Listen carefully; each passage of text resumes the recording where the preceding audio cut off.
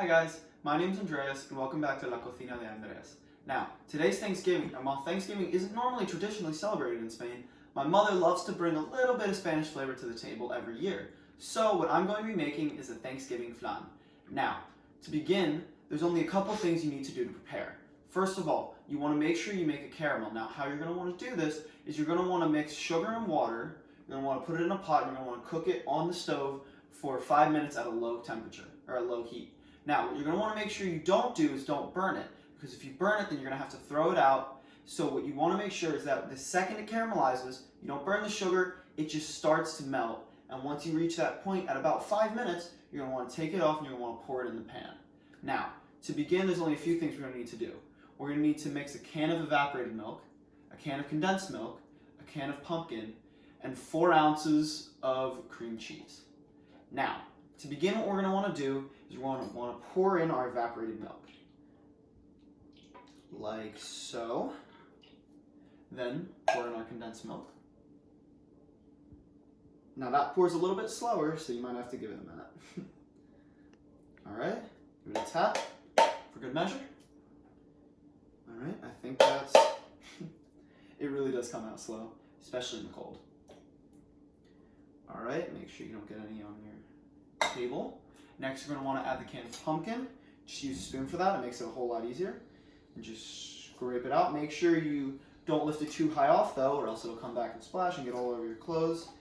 And especially condensed milk takes a while to get out, so make sure you don't get anything on your clothes. So you're just going to want to scrape out as much as you can. Get it all in there, because this is where a lot of the flavor comes from. This is where that Thanksgiving pumpkin feel comes from, so you want to make sure you don't miss any of it.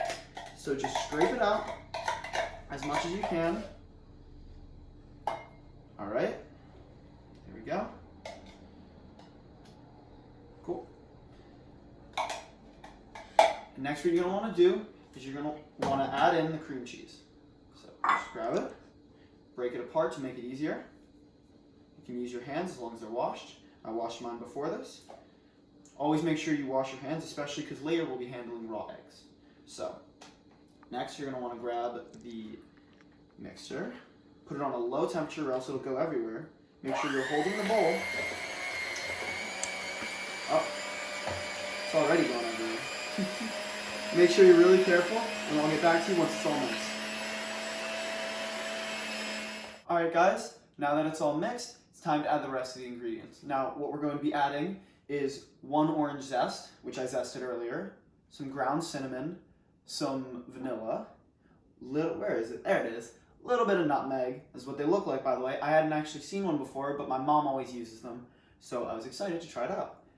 And then finally, 4 already cracked eggs. Now, what you're going to want to do is you're going to want to start out with the eggs. Now, you don't want to put them all in at once. It's much better to just put them in one at a time, so you're just going to want to pour slowly. That's 1, 2, 3, and 4. All right. Next thing we want to do is add vanilla. Now, the best way to add vanilla is rather than use a spoon, teaspoon, tablespoon, my family, we just like to use the cap. So we're just going to be adding 1 cap of vanilla. Now, there's a lot of flavor in vanilla, but sometimes it can be overpowering. So you want to make sure you don't add too much. So 1 cap is just about the right amount for this flan. All right? Next thing we're going to do is add the orange zest. As I said, I zested it earlier. 1 orange is fine. Just grate it up onto a plate. And then once you're ready to add it, just add it all around. If you kind of mix it around beforehand, that way when you go to mix these all together, makes your life a little bit easier because you don't get big clumps in one space. So you're going to want to make sure you add all of it. All right. There we go. And that's going to add a really nice, fresh, clean, delicious flavor to it. Next thing we want to do is add some ground cinnamon. Now, this is a family recipe, so there's no real amount. So the way we just do it is just, you go with the flow, whatever seems right. So when we're adding cinnamon, we're just going to, there we go, that a little bit more, because there's a ton of flavor in cinnamon. There we go. And then finally, some ground nutmeg. Now, my grandmother always taught us that, yeah, you can buy nutmeg in the cans pre-ground, and that's fine, but it's not a real Spanish dessert unless you grate it yourself. And that's because there's a ton of freshness and a ton of flavor that you just can't get in the packaged stuff.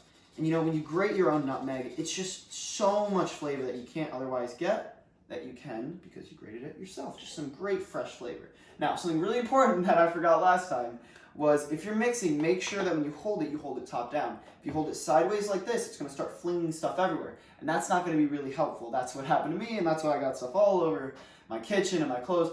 Don't do that. So what you want to do is you want to hold it top down. Again, put on the low setting, and just make, figure eights.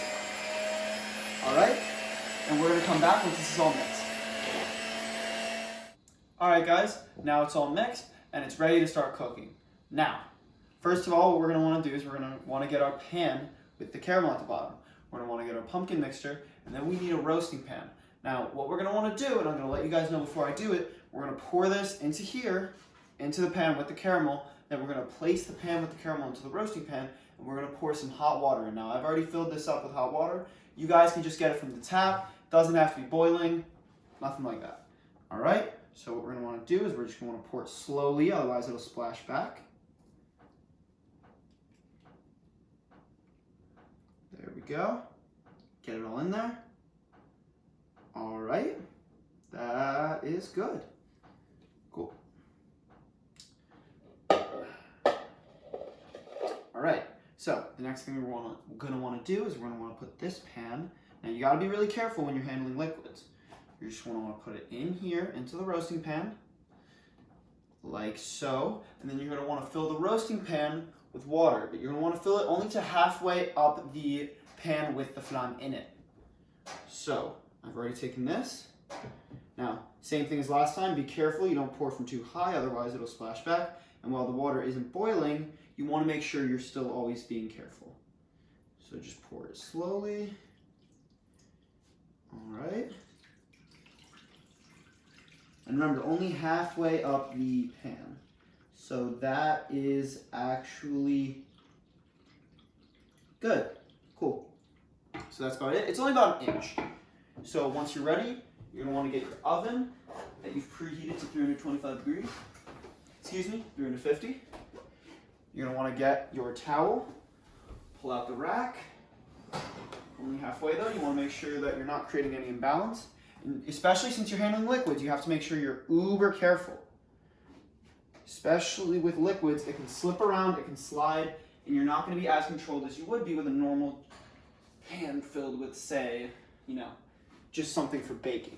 So, once you've got that, you just push it in. All right. Close it up, and we will be back when it's all good.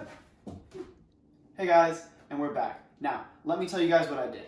So, once it's done cooking in the oven, what you're going to want to do is you're going to want to take it out and you're going to want to let it cool.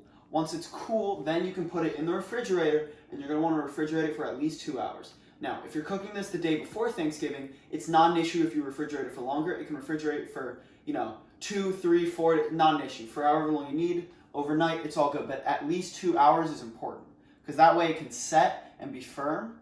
So, once you got it out of the refrigerator, what you're going to want to do is just plate it, and then it's time for, well, at least for me, my final touch, which is whipped cream. So you just add a nice little dollop right in the middle. I always liked a little bit of whipped cream, even when I was younger, so, For me, I don't mind having a bit of it because it's just a great flavor, but now it's all ready. And I really hope you guys can enjoy this with your family because it's so important for mine. Thank you guys so much, and I hope you have a great Thanksgiving.